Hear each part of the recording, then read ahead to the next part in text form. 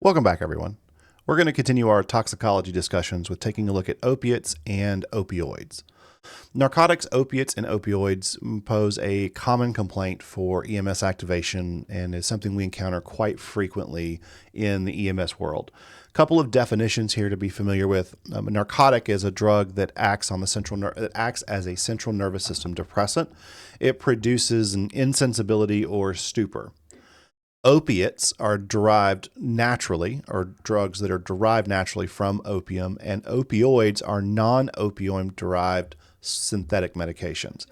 In recent years, potent drugs such as carfentanil and desomorphine have increased the use on the streets, and there has been a significant increased number of opiate overdoses, and this has become a bit of a endemic across our country, if not the world. As far as pathophysiology for opiates and opioids, they bind with the receptor sites in the brain tissue and they produce a state of euphoria and analgesia. The effects are lessened when taken orally, and a dose of naloxone, the antidote, if you will, for an opiate overdose, doesn't permanently reverse the effects of opiates or opioids and may not last as long as the amount of medication they've taken. And so a critical component of this is you may have to re-up naloxone during your course of treatment. Assessment for these patients and the classic presentation for an opiate overdose is a sense of euphoria, and then it's typically hallmarked by hypotension, respiratory depression, and pinpoint pupils.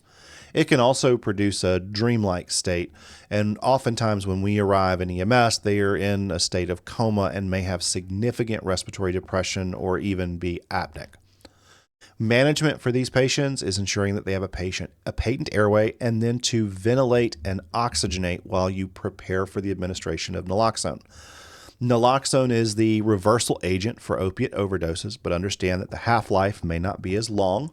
And while you're preparing the administration of naloxone, you should be ventilating this patient. The problem with opiate overdose is hypoxia and hypercapnia.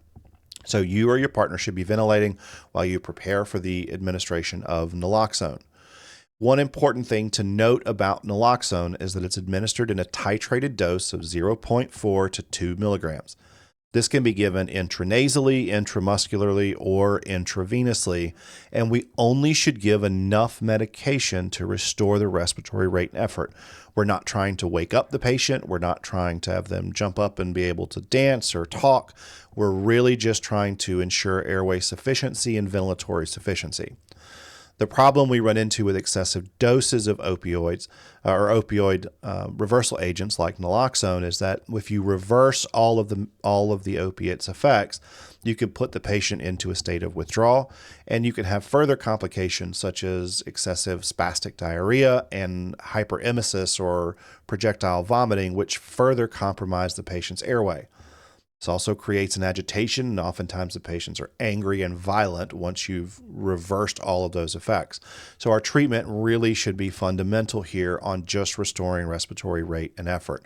So start with a slower dose or a smaller dose, administer the medication, and then titrate to those respiratory rate and effort.